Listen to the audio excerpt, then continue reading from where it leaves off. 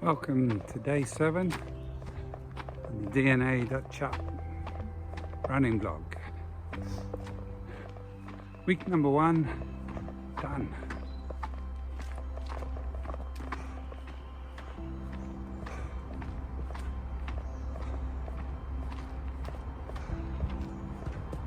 Easiest way to start these chats is I have a warm up, and usually there's bound to be a point where I'll get to a hill and then my heart rate goes up and I naturally have to slow down, and you get a better quality video when I'm not running. I worked that one out already. Legs are feeling pretty tired.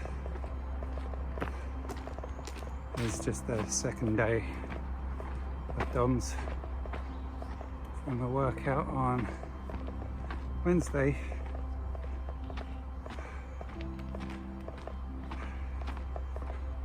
I always assume that my legs will be the strongest part because I've been running way more than I've been working out upper body. But the DOMS is always worse than the legs. Maybe because it gets used more.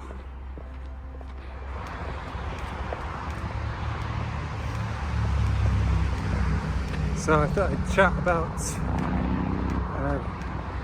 routes.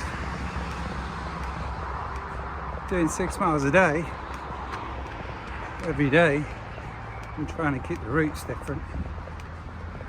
It's going to be a good challenge in itself. But basically, I've got quite a lot that I've already used. I've done plenty of running until now, but my favourite way of plotting new routes and finding new routes is Strava.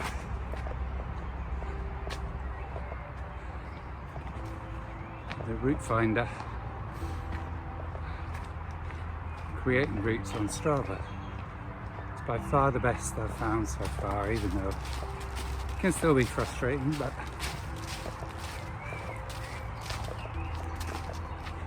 the heat map is just really useful for showing you where people actually go, because I've found, particularly in places where I've gone on holiday or something, if I just follow a route, like the dotted line on a map, there's no guarantee that actually anybody runs on it or walks or does anything on it, and it could be totally overgrown or impassable. So the heat map is pretty useful when it shows you where people actually run, and I've used it for some really nice runs all over on holidays in UK and Europe.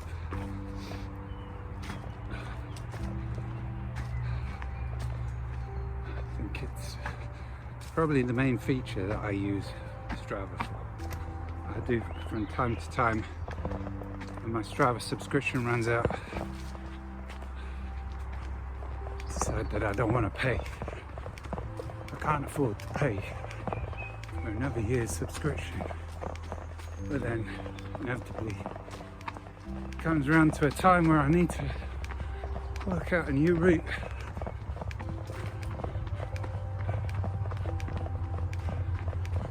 And I end up going back to it.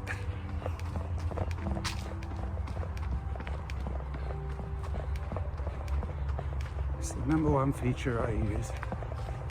The other metrics and stuff is kind of interesting to look at, but I forget it as soon as I've stopped looking at it. The new predictive time feature is bugging me at the moment. I expect that's a good thing. It's kind of nudging me into thinking that you can do faster than that. Although it's annoying that the 5k time it gives me is like well over 5k time I got earlier this year. So I don't know why it's dropped so much. It's just based on your,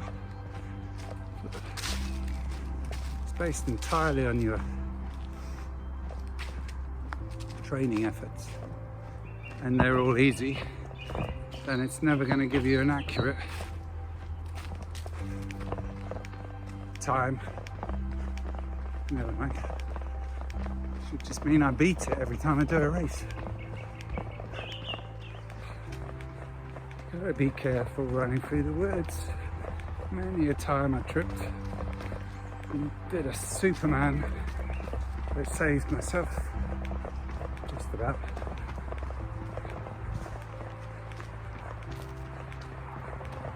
These dodgy routes, but then I've done that on pavement as well.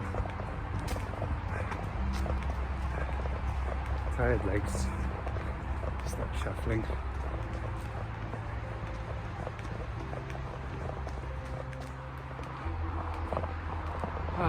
Such lovely trails around Stanley Park. Single track, wide track, up and down. Then you have the mountain bike tracks, which are pretty fun to run down every now and then as well, if you're feeling extra energetic. Occasional tree stumps to jump over.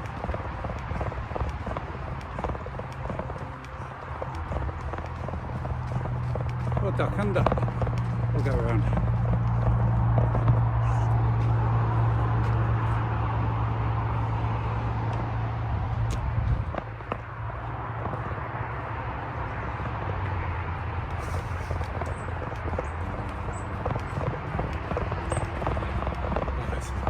Temperature in here is amazing. So nice.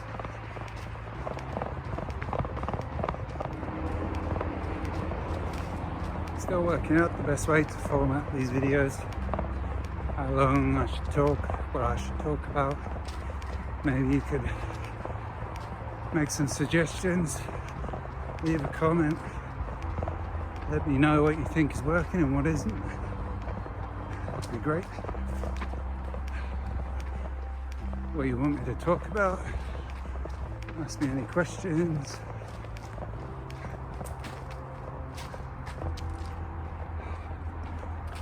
Try and give you as honest answer as I can.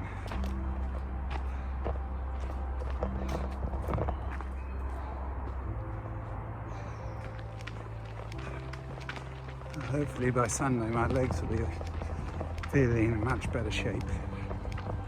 I've worked off the DOMs and be ready to fire on all cylinders as much as I can with 0 carbs.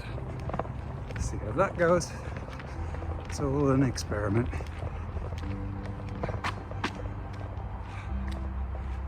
Anyway, seems like the best place for me to record. As I said earlier, up hills while I'm walking, my heart rate's up, and away from noise and wind. So I'm just coming up to my exit from the woods. So I'm going to say